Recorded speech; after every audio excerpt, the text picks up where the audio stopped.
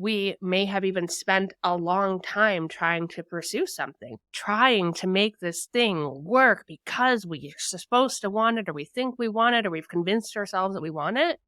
And if we just stopped for a minute and said, like, okay, the quantity of time we've spent on something does not equal the quality of our life. It does not equal the quality of our experience or of our moment. And so we can stop and just say, like, yeah, I may have spent 7 years doing this business, but I can let it go now. This is not what I need to be doing. Hey, I'm Brooke Jean, therapist, recovering perfectionist, and struggling working mom on a mission to normalize normal. If you're an overwhelmed, high-achieving, and secretly anxious mama, struggling to balance it all and on the brink of burnout, you are in the right place. Here is where we talk about hard things like balancing work and family life, mental health, and how to navigate life-altering transitions. Nothing is too taboo here. In my conversations, I'll teach you how to let go of who you think you're supposed to be in order to create the life you've always wanted. Get ready to embrace your messy, shed the shoulds, and find freedom through a life unperfected. This is the Unperfected Pod. Hey girl, welcome back to the pod. I am so glad you're here. This week's episode is such a juicy one. I had just a deep and powerful conversation with my friend, Audra Bartlett. She is a business coach for the Wild Visionaries, and she is the host of the Wild Visionary podcast. And she shares such an interesting story about how she was able to really tap into her kind of God-given inherent gifts to bring a body of work to the world in a multi-passionate, multi-entrepreneurial way. So growing up, she was always extraordinarily inquisitive and curious. And she had a mom who really set her up to be a visionary. So we talk about, how do you encourage curiosity in your kids? How do you support them kind of finding their thing and support them in following their bliss? We talked about how she left a toxic relationship with her baby daddy and the steps in which she did that and how she was resourceful in figuring that out. We've talked about all her different entrepreneurial journeys, from owning a bakery to going into real estate and having investment properties to now being an incredible coach who brings out the wild visionary in people and helps them bring their big dream to life in a tenacious way.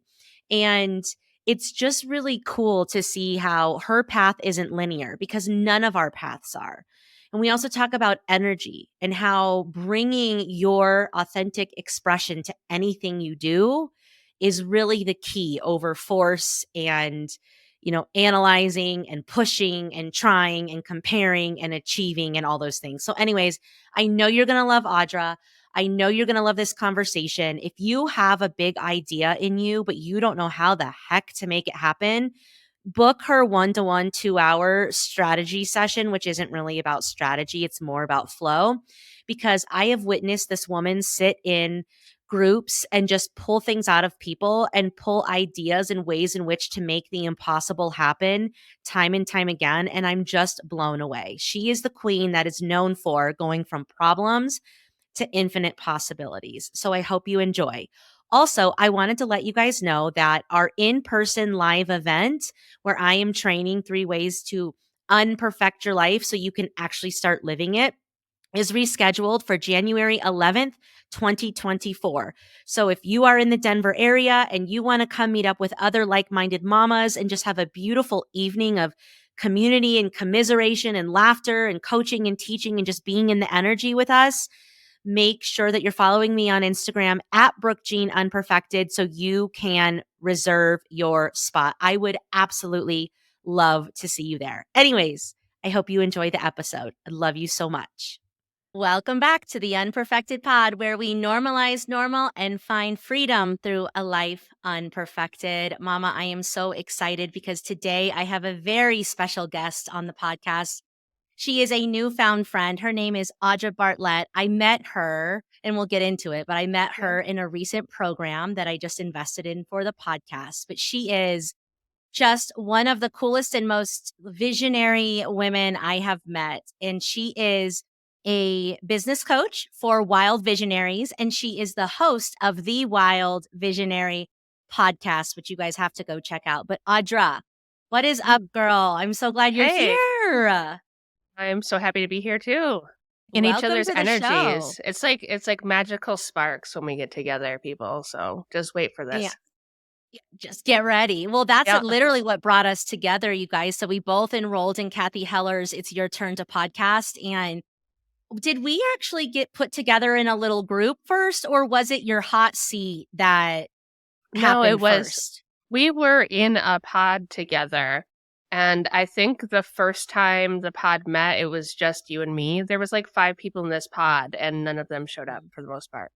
Because So we show the hell up. yeah, we Okay. show up. We show up. And We're like, in that meeting, we started just sharing ideas, and like our energy was very aligned, and I just resonated so deeply with you. And then you got hot seat coached by mm, Kathy, where you shared more of your story. And I was just like in awe of you and just so very drawn to you. So I can't wait for you to share some of your story and how your story informs the beautiful body of work that you're doing in the world today. So let's get mm, into it. yeah, So I'm going to ask you the same thing I ask everybody else. great. Introduce yourself to the people and let them know who you are and what you do, and also how many kids and their ages do you have? Sure.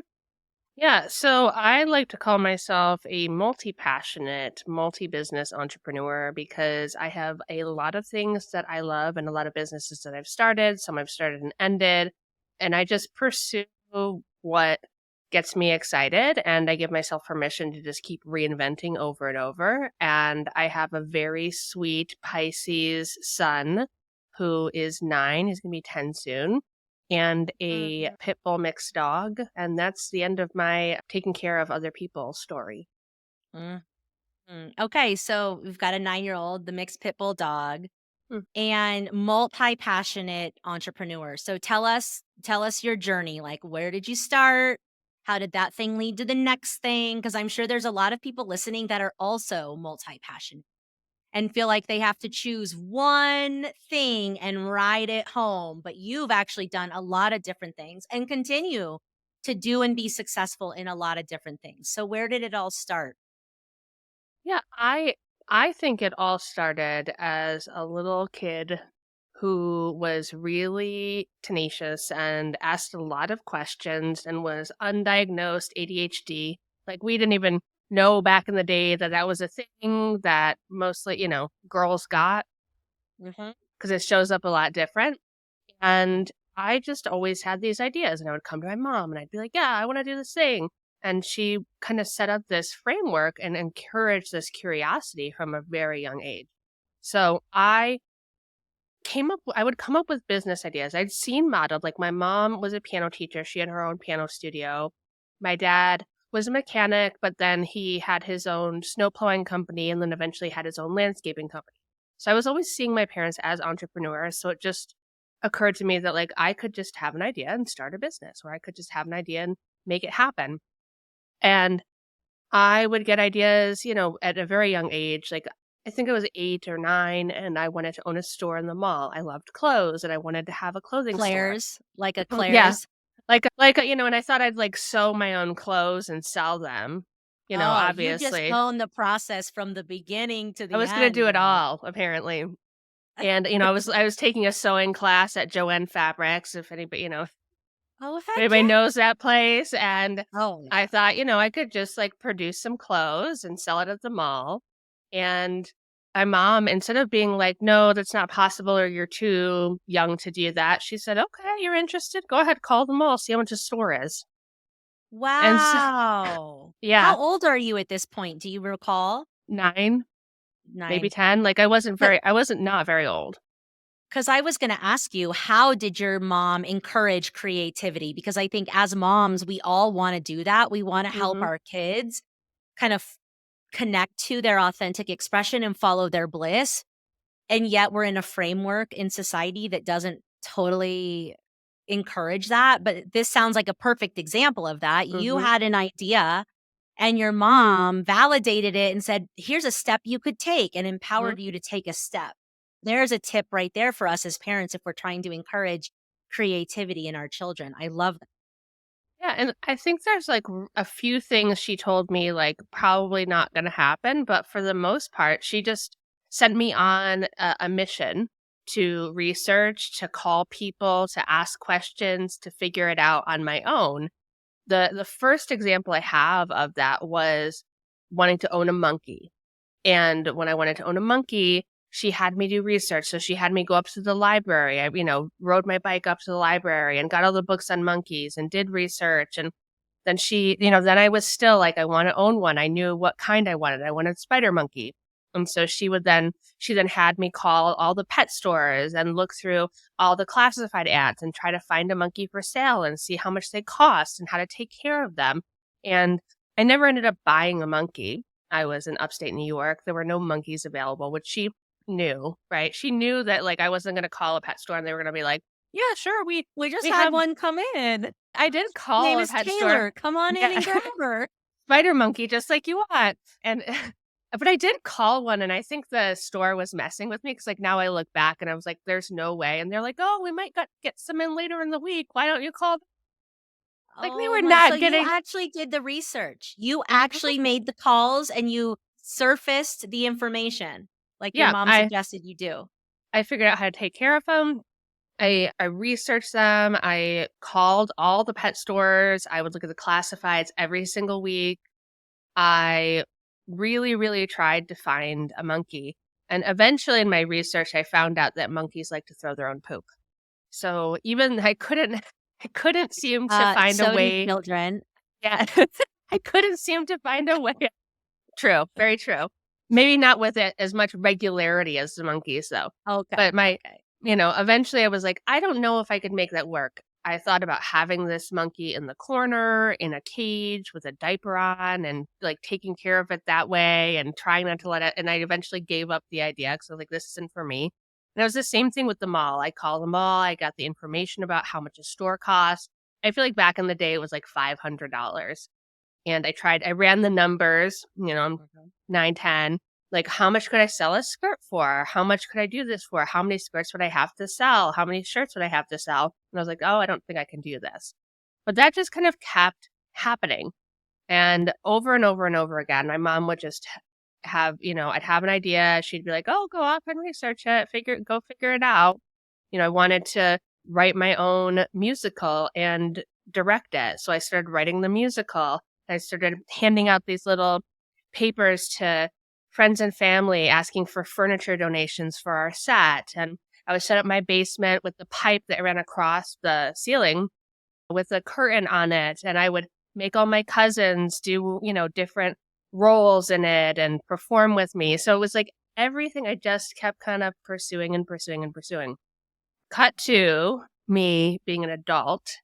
Like now, as I've gotten deeper into it, I've actually created a framework based on this childlike curiosity mixed with all of my business experience.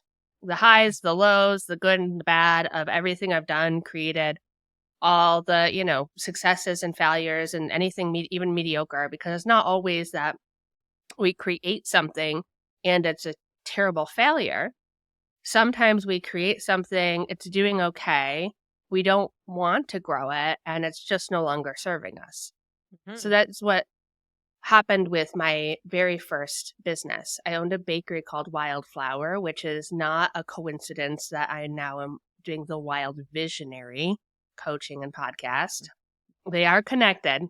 Mhm. And I had come home one day, and my roommate at the time, I had left a really toxic relationship. My son was about a year old, and I had left when he was 7 months old, which is So that is was with your very. son's father.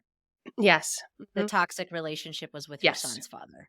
Okay. And so, and I had to make that decision. That is a hard decision to make.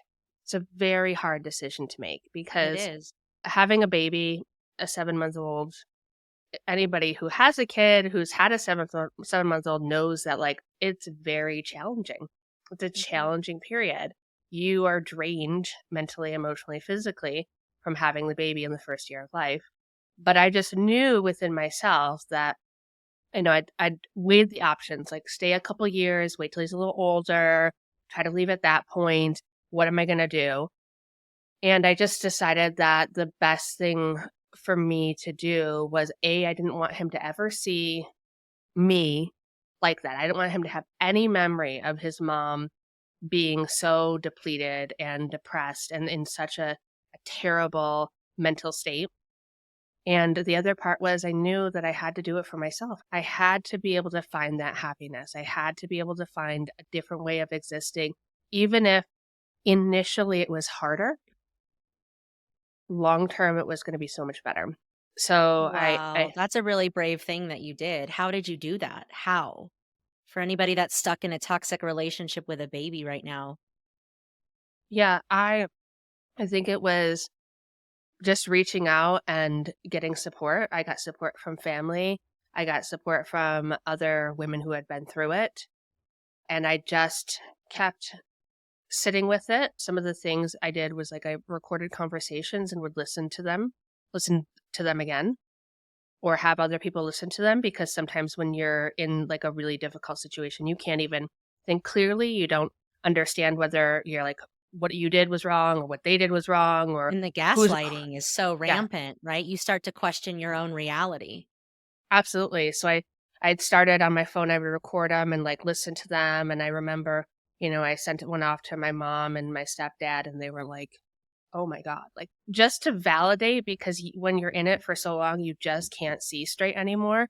So I started Mhm. doing things like that. I started to have more conversations, and, I'm not going to go into the full details of, but there was a night that kind of just like was the straw that broke the camel's back. And I woke up the next day and was like, nope, I have to go. And this was after I'd already been, building that support around me. And I just made the decision. I'm like, I have to do this. And I kept reminding myself of like, what was it going to be like for my son to have memories of me or to have an experience with me in that place Mm, versus somewhere else? And I that's just had to so, keep so reminding powerful myself to of that. consider. Yeah. And was You that what kinda just helped you continue to put one foot in front of the other? know? Yeah. And there was, let me see if I can find it really fast. There was this letter that I would read to myself over and over again. Let me see if I can find it really fast. It was a letter that reminded myself, Mm, I don't know if I'm able to find it, but it was this letter that this writer had written, and it was started with like, this is a letter to remind you that you're enough. I can't even like talk about the letter without crying, because she just goes on to mhm, say that you're like enough as you are right now, stretching, waking up, blinking your eyes, as you mm. are existing in the world. Like, you are enough in this very moment, and the days will get better and things will get better. And you can put one foot in front of the other as you are right now, just taking breaths in. And like, I would read that letter over and over and over again. And that's why every time I think about it, like, I can't, like, not cry, because it was just the thing that I was like, "Just keep reading this, just keep believing this." And Wow. one of the lines in it I still take with me, which is, "I hope one day you see yourself in the eyes of those that love you." Yeah. Wow.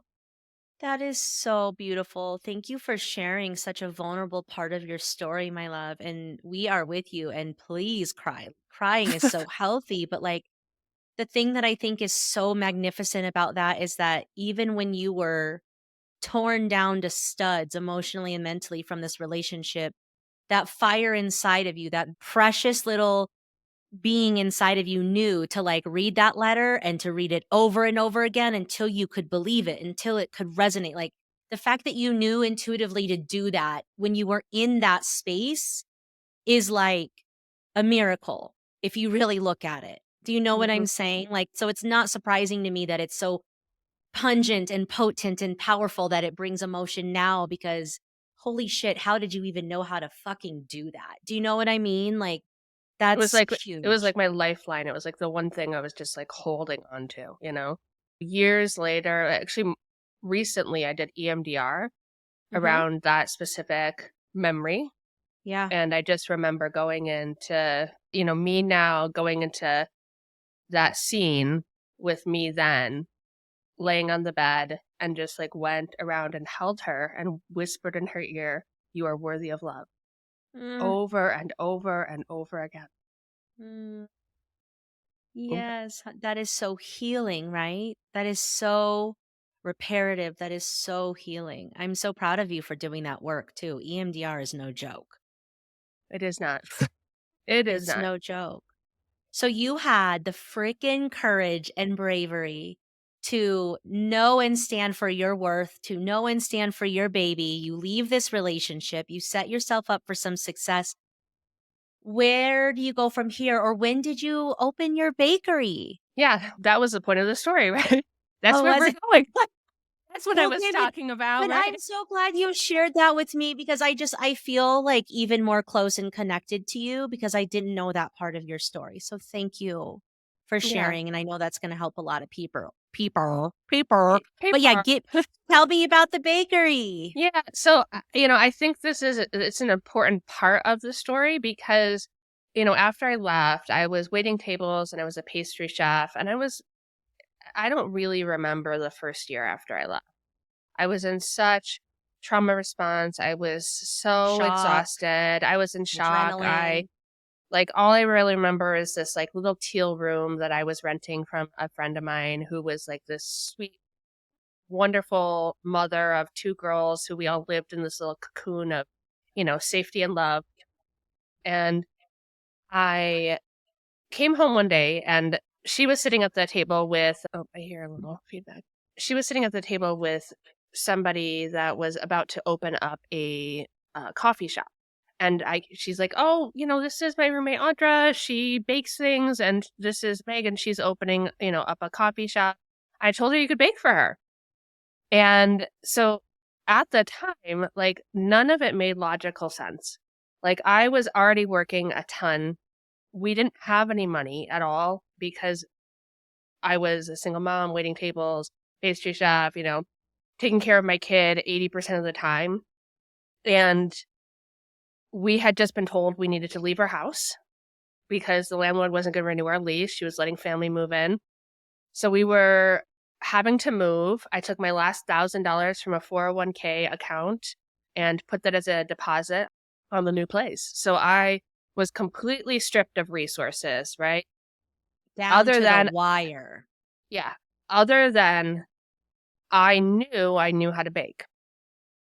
I had Yeah. never started a business. I didn't have the money to start a business, but I just said yes to this woman. I said, I'll figure it out.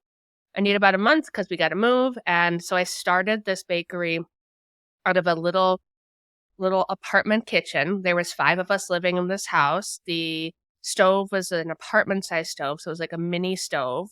I bought a mixer off of Craigslist. I figured out how to file a DBA doing business as. I found a way to get permitted for a home processes permit and just started the business.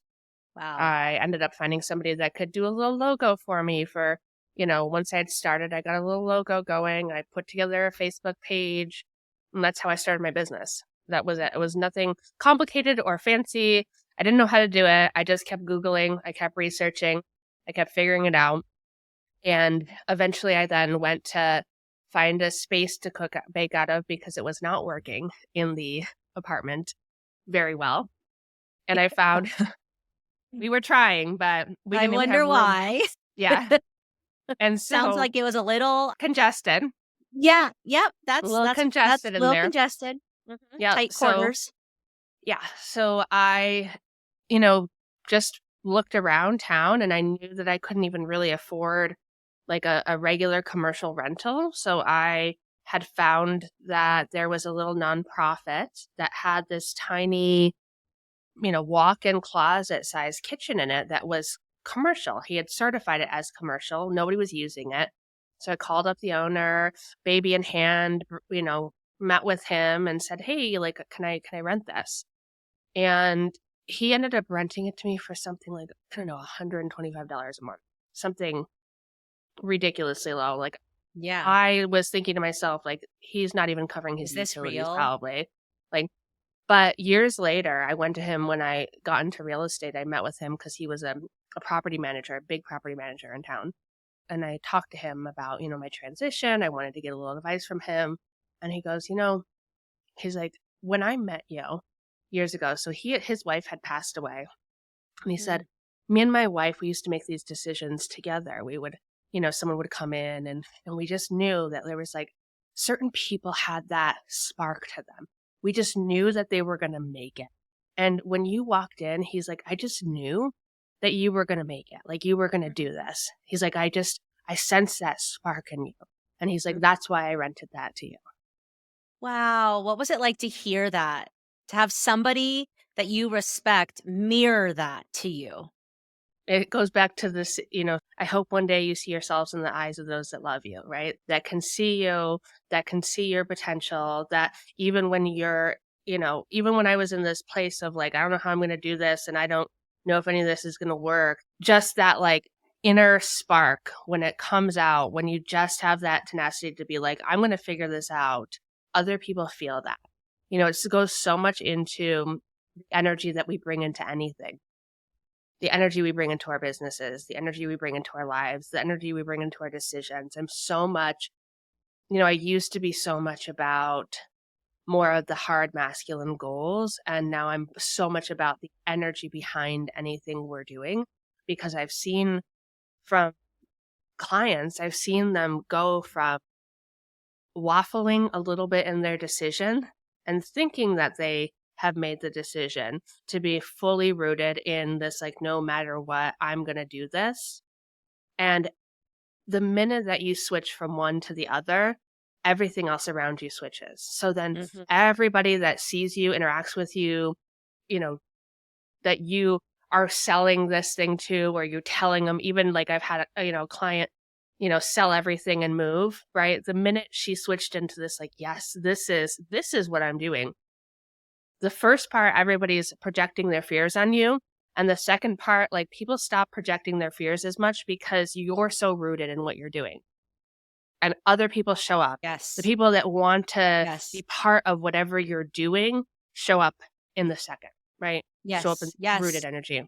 And doors start to open. And if you can just show up like the signal of what is possible, things just reorient around. This is like the thing I'm just preaching for days right now, is like, it's not about what more can we do and how can we try harder and what's the strategy. It is, what is your energetic alignment? And are you in the full belief of it? Are you in the fullness of who you are? And are you bringing that to all that you're doing? And if you do, magic will unfold. You will get where you want to go. And what I think is so beautiful about you is like, you've always had this like tenacity and this resourcefulness and this creative energy that, like, even when you feel like the lights are out, you still had that fire burning in that other people could feel from you, could believe in you. And to know that you have that, like, that's amazing. And we all have that, by the way. So even when we think we're underperforming, like we were talking about before we got on the call, like, we go through waves of no energy and then energy, or feeling like shit and then feeling good. And like, even when we're low energy, that fire is still inside of us and burning and brewing, and things are still happening. And we can trust and have faith that it's still all happening for us. It doesn't have to be the same like intensity every single day. But you've always had this fire. It's so clear to me, but keep going. It probably felt so good to hear that man say that. Like, I can feel it for you receiving that, like, from someone you look up to, like, holy shit. Well, because you're like, oh, wow, I am that magnet. I am that. I am the wildfire. I am these things. And sometimes we need somebody to just reflect that back to us, right? Someone we trust and respect to just say, hey, I see this. I see you. And one of our deepest desires is to be seen. But when we get seen in a way that's like, wow, I see the core, the essence of who you are, even when you couldn't. And when you're talking about this, stepping into belief, I think sometimes it feels so complicated. Like, you're like, but I want this thing. I want this thing. Like, I want to do, I feel like I am in belief. And I think sometimes we're not in belief because it's not what we want. Say more about that. Yeah, I think there's so many times that we are pursuing something. This is one of the things that I'm deep diving into right now. We're pursuing something that we think we want, and we've really convinced ourselves in a lot of ways that it's the direction that we are meant to go. Hmm. We spend all this time researching it. We spend all this time trying to make ourselves perform and show up for this particular thing that we're pursuing and we're wanting. And one of the things that's really come to me lately is getting really clear around what you really, really actually want and to stop being so performative about it, to stop the trying, to stop the pushing, to stop the trying to make it happen. And a lot of times it's because we may have even spent a long time trying to pursue something. We may have spent 7 years trying to make this thing work because we're supposed to want it, or we think we want it, or we've convinced ourselves that we want it. And if we just stopped for a minute and said, like, okay, I get that I've spent 7 years pursuing this business or doing this thing. The quantity of time we've spent on something does not equal the quality of our life. It does not equal the quality of our experience or of our moment. And so we can stop and just say, like, yeah, I may have spent 7 years doing this business, but I can let it go now. This is not what I need to be doing. And at one point, like, I had to do that with this bakery. That bakery did so much for me in terms of, I say it, my decisions to start that saved me because it made me believe in myself again. It made me know that I was capable of starting a business and supporting myself separately and stepping into this business owner role and seeing myself in that light. And after what I had gone through, I needed that. I needed that so desperately. It was a passion. Baking was a passion of mine. But as I spent 4 years in the bakery, it sucked every ounce of the passion out of me. Every ounce of my joy for baking got sucked out of me. I was like bled dry at the end of And it. why do you think that is? Because, this is one of the things I've reflected on a lot. I really do not believe that we need to monetize our passions. I believe that you can monetize passion. Sometimes it's in alignment for you to monetize a passion, but it is not always like we don't always have to monetize the thing we're passionate about. Sometimes we get to just be passionate about things And do them as a hobby and do and them do as them. a therapeutic exercise, something like a mind, like for a lot of people, baking is literally a mindfulness exercise. You're so present for the process. Hmm. And just because you're good at it and you're passionate about it doesn't mean it has to be your next big business idea, is what I hear you saying. Oh, yeah. And so, like, I can reflect back and say, I didn't do it wrong. I didn't start that, and it wasn't a bad decision to do it. But I can also reflect that, you know, I needed it at the time. Sometimes people just want to do it, and sometimes you're like, oh, I like to make some cookies. Maybe I'll just start selling the cookies. And that's not always the best thing to do because you might like baking 2 dozen cookies for your coworkers, but when you're getting orders in and like I had gotten to through a holiday season that was my biggest holiday season yet. Like people loved what I did. I kept growing and I kept getting more accounts. And there was a local butcher that would order a ton because everybody would come in for their holiday cuts and I'd make pies and marshmallows and all these cookies. And like I just like I produced so much Mhm. and I was like so exhausted. I was so not present. I was not present for my son. I was not present for my family. I was not present for anything. And I just had Were you doing to it all on your own? Did you hire anybody to help you? I had hired a bookkeeper and a dishwasher. And you were doing all that baking on your own. And Hmm. were you And you like I did would it for hire 4 years yeah, and I would hire friends to do, like I had a friend one time come packaging? in, yeah, packaging, or I had a friend do all apples, like peel and slice apples for apple pies for Thanksgiving one year. And Mhm. she spent 7 hours with me just doing apples. Like, I'm not exaggerating. She was not going slow. She would like, that's how many pies I made. Like, she just was there doing apples for 7 hours. Like Wow, girl. So did you make money? Did you turn a profit? not very much. That's the whole thing. That's the other part Oh of it, my right? Like, you god. get So to you're it. I killing think I was yourself to barely turn a profit. I think at the end of it, like, I was making, like, 15,000 a year. Yeah. I was but, like, I didn't think about any of it. I That just, ain't like, gonna pay the bills, honey. That ain't gonna it pay the was bill. not But the paying the more bills. important thing is that you suck the joy out of it for you. Mhm. How were there some warning signs that you were like this joy was starting to come out of you, or that you were no longer in your fun, play, creative, visionary zone? You were now, it's time. Like, what were some of those warning signs? Was it exhaustion, body aches? You know how our body tells us it's time? It just, the Mhm. mind has to accept that we can say goodbye to this without it being a failure, and we can like detach from the identity that we created around it. But usually Mhm. before we can get there mentally, the body is like, yo, we're done doing apples for 8 hours a day or whatever. Were there any signs looking back? Oh, I think this is a really important piece. This kinda leads into after I answer this question, I was bought a house that would allow the bakery to expand and was part of the story and was part of the necessary pieces in the journey to get to where I went. But Mhm. I was waking up, so the kitchen and everything was downstairs. I would wake up upstairs in the loft of this house, and I would mentally clock how many hours I had to work. So I would be like, "Oh, I only have a 12-hour day. Like, that's gonna be great.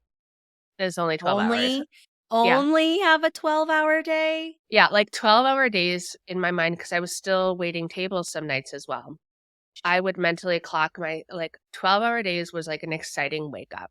17-hour days was a not exciting wake up. I would clock how many hours. I would, like, force myself to get out of bed. I was always behind on dishes because there were so many like, there's so many dishes that, like, the baking, there's a ridiculous amount of dishes. Mhm. So I would, like, wake up and I would just, like, force myself into it every morning. I would force myself to get up. I would force myself to start. I would just write out my whole list of everything that needs to be done and just check it off and check it off and check it off and get it done. And I think that, that was the warning sign, the 12 to 17-hour days. Yeah. But I think the other thing was I just like, there was part of me that really believed that I couldn't leave my situation. That I was, like, stuck in this, like and I think, maybe other business owners can relate that you've, like, built something, like, that you're now stuck in this business. It, like, becomes your boss.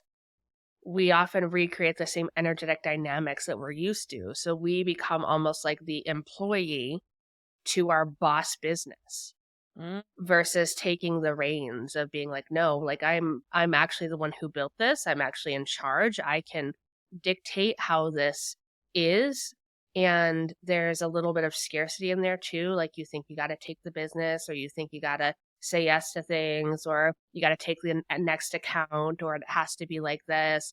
And the reality is you're in charge. You can revamp your business any which way that you want to. Like, that's something that I help people through. I'm like, let's like get in there and we're gonna revamp the whole thing. Sometimes people don't want to leave the business. They just want to like they just don't like what's going on. Refreshing. Mhm. Right. And I didn't have any concept of like how I could revamp it. I also thought that I couldn't leave it. Like Do that you I feel like needed it's it. fear of failure, and if we leave it, it's a failure? Or what do you think prevents women in particular from closing shop, taking the reins, and making these hard decisions to walk away? I think that it's all of the above. I think Mhm. there's pride. I think it becomes part of your identity, especially it's your first business. It Mhm. becomes Mm. so It's much your of who you baby. are.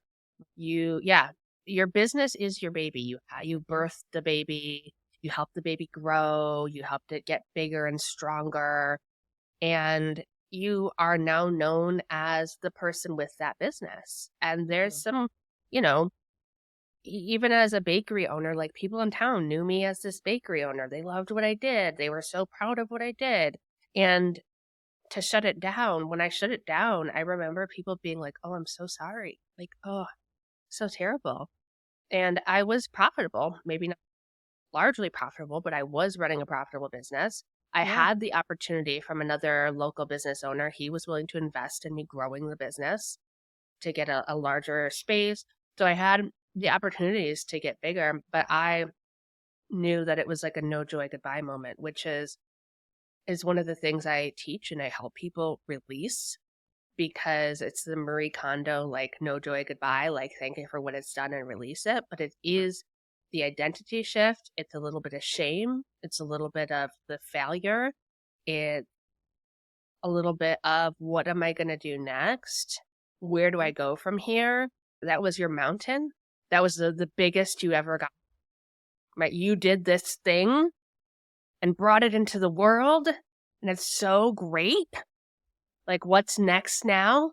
Yeah. Are you just going to go take a job somewhere? Or are you going to like do something else? Hell And I yeah, think, dude. Go to Starbucks. yeah, like, what are you going to do? You're going to go work at the grocery store? Are you going to keep building? Where do you go from there? And I think sometimes there's a shame in that. Like, oh, you used to be the bakery owner and now you're working at Home Goods. Like, how terrible for you. And sometimes that's the best choice that you can make. And that's where you get the energy behind it. That's where you're like, Yes. no, this was the best decision for me. And no matter what anybody says to me, no matter what feedback I get from anybody, no matter if someone comes into Home Goods, and this is not what I did, but I'm saying hypothetically, like, if someone, comes in and says, oh, weren't you doing this? You can be like, yeah, it wasn't working for me. Yeah, It I was, wasn't and not working for me. anymore. Not anymore. It was great. I let it go. I had worked with a business coach to let go of the business. And that had been what she initially advised me, was to thank it for everything that it gave me, that it offered me, how I grew, what I learned, and then So lovingly much. release it. Yes. We get to Yes. lovingly release it, because then we make space for the next thing. And so And what did you make space for by lovingly releasing it? What was next for you?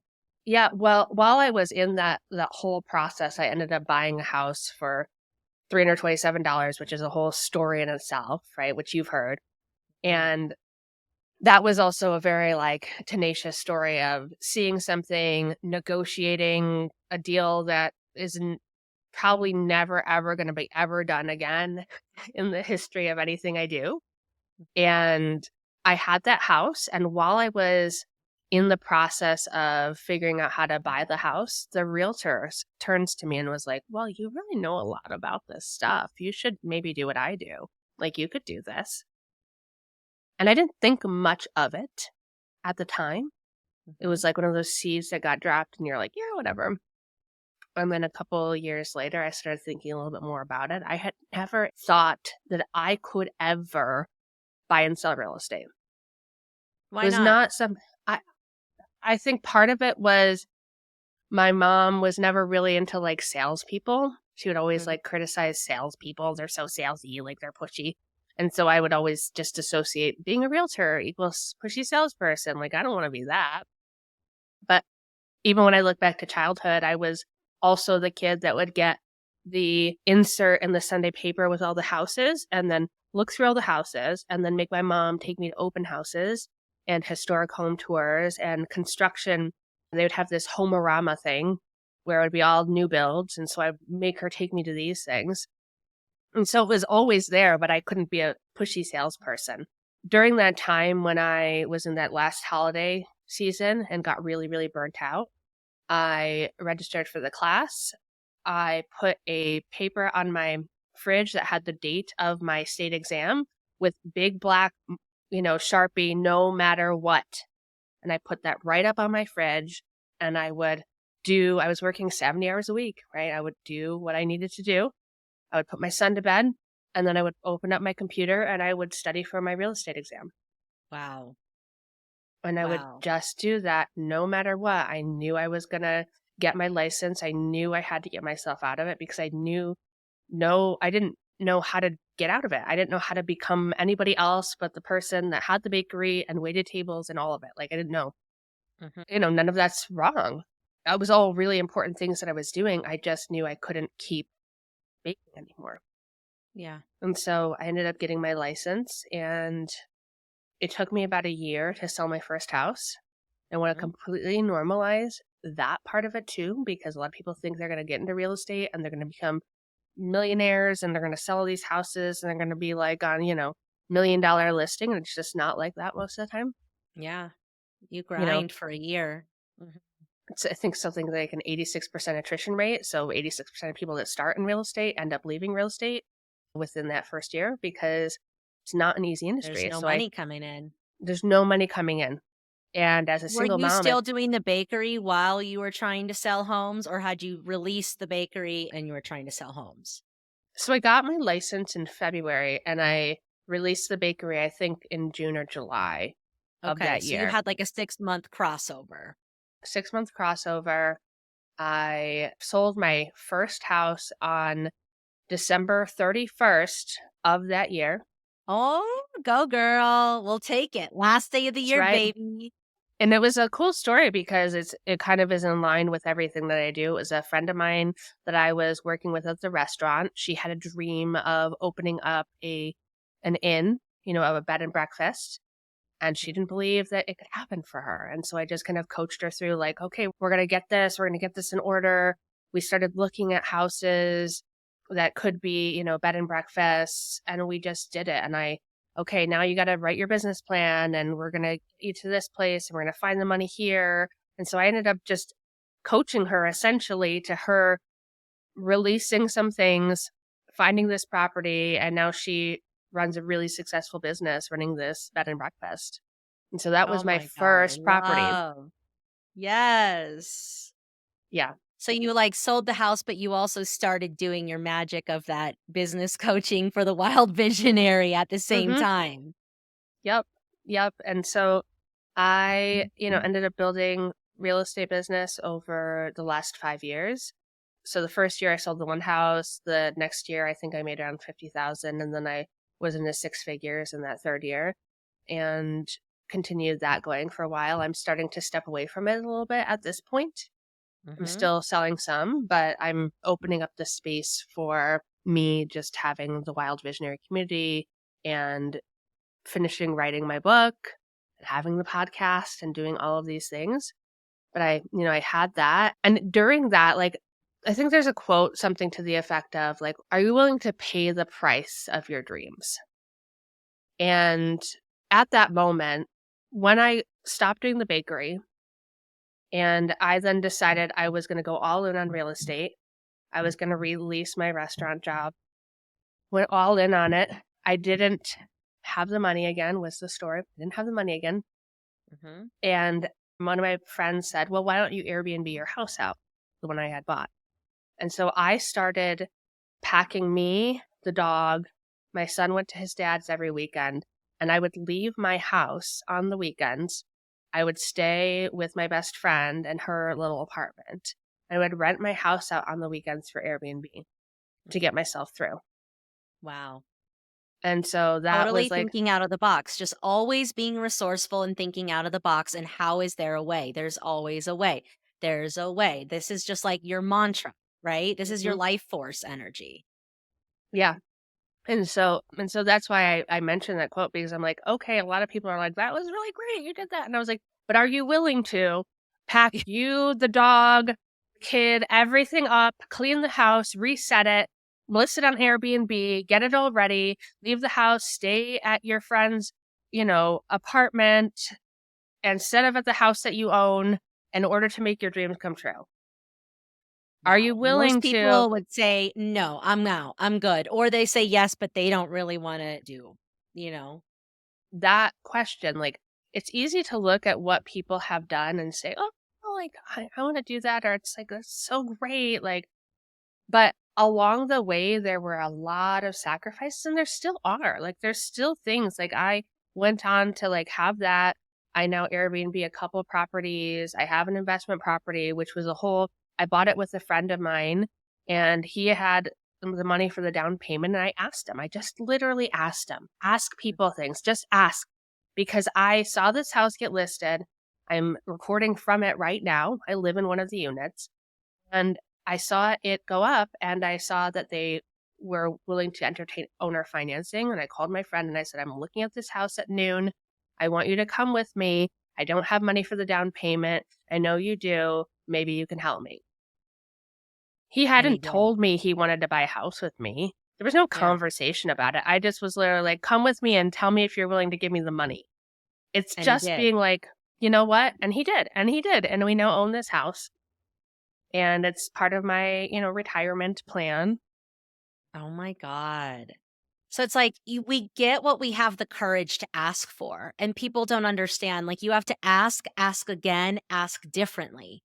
A lot Mhm. of times women, they build up the courage to ask one thing and then they get shut down and they go into hermit mode and they don't ask. It's like, no, you got to be so sure that things are working out for you. And so in the energy we talked about before, and you need to ask and then ask again and then ask differently until you find your way through. But we Mhm. don't even ask half the time and we're shutting ourselves off of so many possibilities. Mhm. Yeah. So that's where I you live now is in one of your investment properties. Correct. Yep. The other one I Airbnb. I Airbnb another house for a friend of mine, and I opened a co-working space for women about a year and a half ago. I opened that, and that was an ask moment. That business, like in full transparency, hasn't been doing that well, and that's something you have to hold as well. And Mhm. I think it's really great to think like, oh, like I've made this money and I've done these things and everything is great, great after that point. But no, it's always waves. Like Mhm. you talked about in the beginning, it's like we have highs and lows interpersonally, emotionally, and business has highs and lows. And in order for us to have one, in order for me to have part of my story being I was making, all of this money and I did it so great in real estate and I'm making space for other things and I'm like, oh, look at all this success. I also have to hold the space for things not working or me losing money or an idea I had not performing as well as I thought it would. It's the holding the space. We have the space for the happiness. We have to have the space for the sadness. And the more we can hold space for either ends of the spectrum, the more I can hold space for the possibility of failure, losing businesses, losing money, bankruptcy, all the things. It's not that I dwell on any of it. It's not that I think, oh, this would be great. This year we got sued from one of the Airbnb guests, right? Like you have to hold the space for all of these things, Yeah, because that's all the of these reality of being in possibilities. business. That's the Mhm. reality of being in business. Yeah. How do you do that? How do you hold the space for the hard things, and how do you stay true to your vision when things are really sticky and hard? I think for me, the best way I can answer this is that I have what I call my pillar, and my pillar is working out. My pillar is moving my body. And when everything goes haywire, when everything falls apart, right? And everybody's pillar, I think, is different. It doesn't have to be moving your body. But for me, it's weightlifting and walking the dog and getting out there. And it's always an indicator that if things have gotten really, really, really bad, that's the last thing to fall off. If that's not happening, I need to reassess everything. Like I need to put that back in there. It's like if that's there, if I'm moving my body 3 to 5 times a week, everything's going to be okay. That's as basic as it is. Like I hold space for myself in terms of you asked how I hold space for these things. I've learned how to hold space for my feelings. I've learned how to find joy in the sadness. I've learned how to rely on people to hold space for me. I've gotten therapists, I've had coaches, I have really great friend network and support system that when I need to talk about it, I can go sit with a friend or I can I'm grateful my mom went to therapy for many years so she could show up better for me. She can hold space for me. I can go to her and I can cry and say like, "Oh my god, everything's falling apart." It's like building the structure, your Mm. support team of trusted people, trusted advisors, people who really know you, and relying on whatever your pillar, whatever your thing is, whatever your indicator is, just leaning into that. Because sometimes that's the only thing that I have. Yeah. right? Like I have my support system, but like personally on a day to day, sometimes that's the one thing that I'm like, Yes. okay, I That's got my gotta workout happen. in Mhm. and all the rest is going crazy. But I did that one thing. Yeah. That's how meditation is for me. All is okay in the world if I can still find 10 to 20 minutes to just sit in stillness and be with myself. And I feel like I can solve the world's problems if I create that space for myself. When I'm busy doing and fixing and stressing, I can't see the solution forward, even if it hit me square in the face. But if I can slow down and get still and regulate my nervous system, which I'm sure is what movement does for you as well, reconnect, it's like we can see the path forward. And Hmm. so, you've kind of become this person that's known for going from problems to infinite possibilities. And you've Hmm. already shared with several of your stories how you have a goal, you have a dream, and there isn't this like rubric of how to get there. You had to get scrappy. You had to ask people for things. You had to find deals on things. You had to DIY. You had to get, just resourceful beyond what I think most people even allow themselves to do. Like, how can you help the audience become more scrappy or resourceful or more visionary? What is kind of the methodology or some of the tools? I'm sure movement is a massive tool in seeing the path forward, but what are some suggestions or tools or tips or tricks you can give the audience to be more like you in that way? Because I'm listening up too. Like, I could be a lot more scrappy. So share with us the goods. Yeah, absolutely. So I think the first question, anytime, I subscribe to I can't think of the name of the author, the Eat, Pray, Love author. Anyways, Elizabeth Gilbert. Yes, Oh, big. no, the big magic. I was just All right, talking people. about her in my Yes, we were last just talking. client. I was So and she, yeah, Eat, Pray, Love. Yeah, yeah, so love she her. has this book called Big Magic, and Mhm, it's essentially talking about creativity and the way ideas get distilled down. mhm, And she kind of talks about it as the universe has all of these ideas they want to see come into existence. And ideas will visit us. And these ideas will kind of like float around and it'll be there saying, "Hey, are you interested in me?" And we can either take them or we can let them go. And so I think sometimes people feel this pressure that like they got a great idea, that they have to do it. And that's just not true. You get great ideas and they can be great ideas and they can also not be for you. mhm, They can also be like a catch and release kind of thing. Oh, thank you. Cool idea. Not for me. And we've all had that happen where we've had this idea. We thought it was really great. And then 6 months later, somebody else, shows up with that business in town.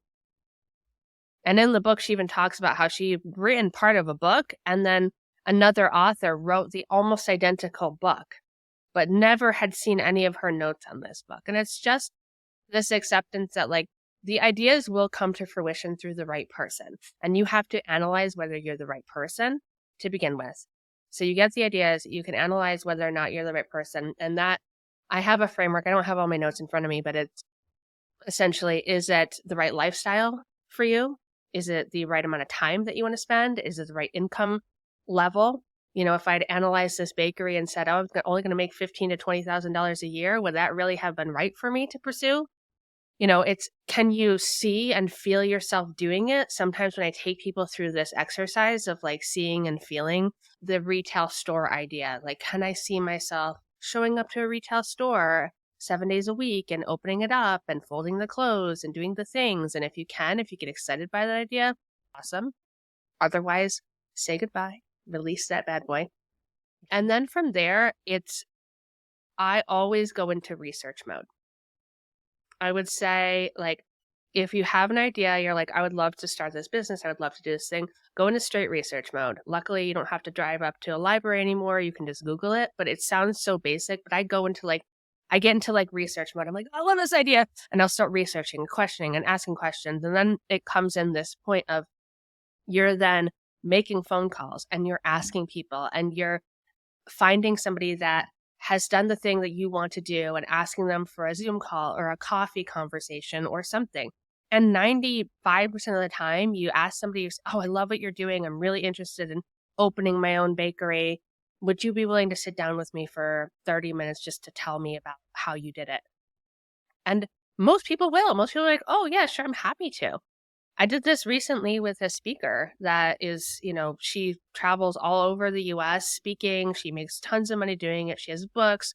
And a friend of mine knew her and connected us. And I said, can I just talk to you? She said, I have 30 minutes. And she talked to me from her car and we had it. But like, that's the point. Like, you just start asking people and then you start asking people for resources or ways to help.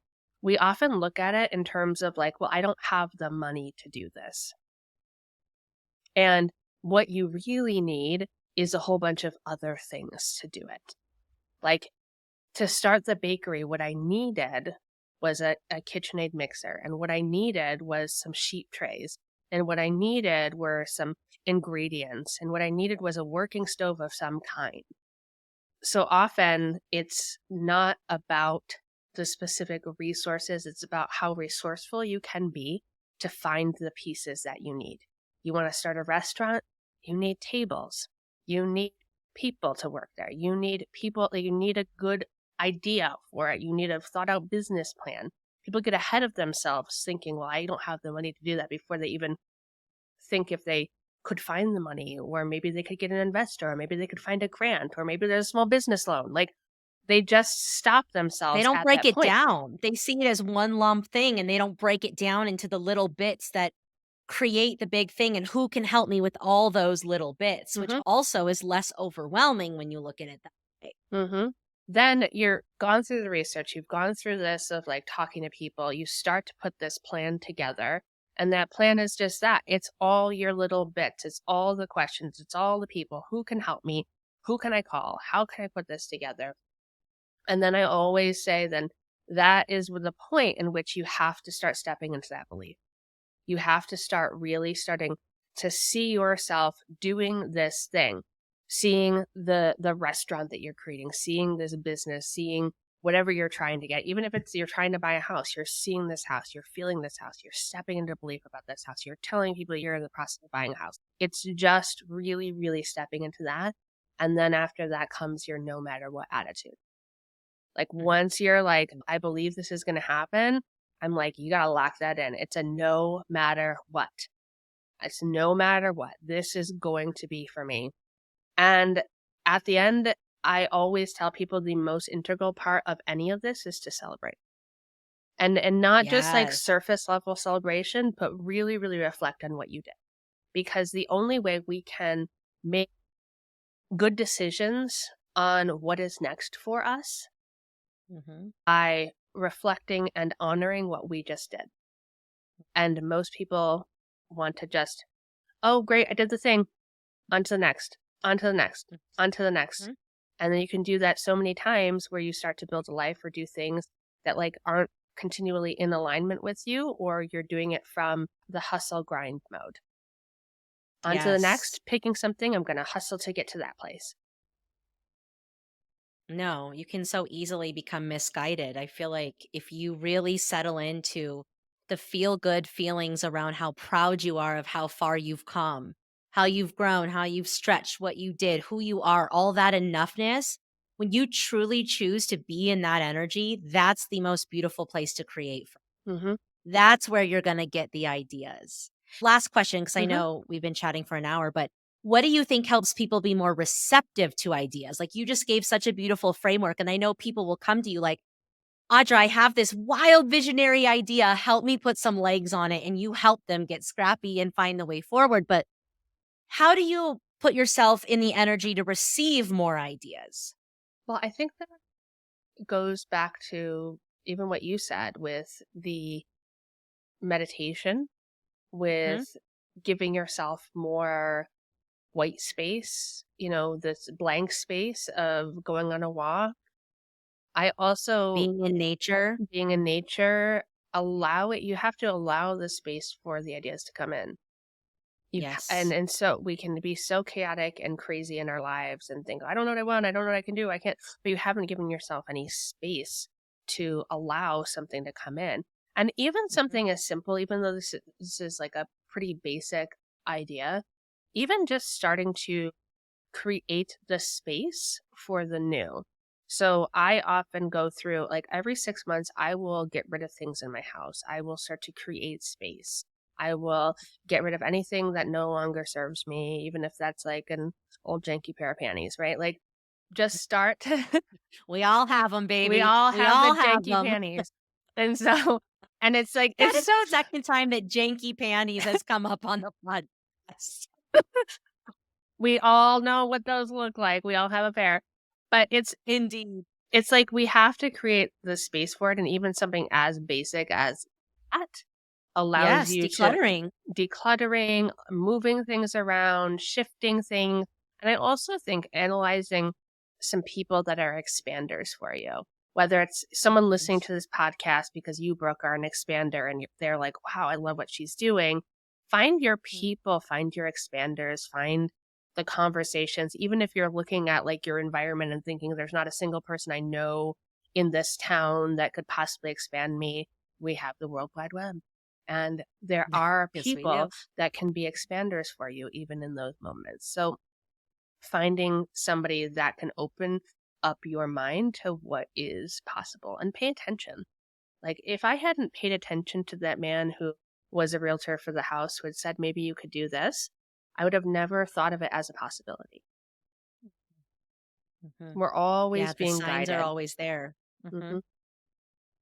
We just have to be present. That's the thing, is like regulate your nervous system and be present, because the information will come to you. But I love that. And I feel like you are an expander for many people, because you really have time and time again found a way to where you wanted to be and how you wanted to feel. And you're still growing and discovering and offering more and more ways. So I just so appreciate you being here, sharing your story and being that expander. But tell the good people how they can connect with you, how they can work with you. I know you're offering a special offering right now. So tell us Hmm. all about it. If people connect with your story and they have some things they'd love to birth into the universe. Absolutely. So I have this really beautiful offer right now called Form and Flow. It's a 2 hour one-to-one session, which is meant to be a 2024 goal setting moment. It is not traditional goal setting. It is not where we just think of some things and write them down and create an action plan. This is very much deep diving into what you intend, what you're really trying to create, different areas of your life, getting the energy behind it, making sure we're balancing the masculine and feminine energies within our creations and not just going hard into like pursuing that external goal. I actually am releasing a podcast episode that will be titled like don't let it's something like don't let external goals cock block what you really want. That essentially that like that we can some Don't let yes. society's pressures and the conditioning cock block what you really want and who the fuck you really are. Exactly. And Yeah. so it's like we can hold that thing and literally like block anything else that's happening or that could be a good opportunity or it could be because we're so focused on gotta get that thing. And so it's like this holistic way of just like, I'm deep diving with you for 2 hours to like excavate that. And so we're not just walking into this year being like, oh, I want to lose 20 pounds and then I'm going to forget about it in February. A client of mine that recently went through it, like his goal list looks nothing like anybody else's goal list. Like this thing looks like completely radically different. So that's what I have going on right now. You know, I have a couple spots for one-on-one people to work with me. And then in the spring, I will be doing the Wild Visionary Arena Mastermind, which is going to be also a really cool thing. So it'll be 10 people for a year doing some epic shit. Yes. And I can vouch, you guys, like she said, we were in this pod together in this program. And every time we would get together with anybody, she would pull their ideas out of them and just like give them all these things to think about, including me. You helped me with my membership idea that I'm getting Mm-hmm. ready to launch. Like, you just naturally can't help yourself but see possibilities. Like, it just flows through you. It's so fun to watch you, how you work with people and like be in your zone of genius and in your gift. So, y'all, I can vouch for this one. Audra, thank you so much Yes. for taking the time to be with us today. I cherish you. I honor you. I'm so excited to see what next wild visionary thing you're coming up with, and just always love sharing energy with you. Yeah. And so thanks for being here. Thank you. It was amazing. Love you. And what'd you say? I said, I love you. Love you. And to the listeners, take care of yourselves and therefore each other. And we'll see you same time, same place next week. Bye for now. Thank you so much for listening to the Unperfected Pod. I hope this episode helped you feel a little less alone and a little more inspired to be you. If you like what we're doing here, I would so appreciate that you subscribe, rate, and review this podcast. If you do, share the episode on Instagram and tag me at BrookeJeanUnperfected to enter to win a 1-to-1 laser coaching session. Also, feel free to join me in my private Facebook community, Mommy's Mental Health Matters, where we continue the conversation. Thanks again for being here, and see you in next week's episode.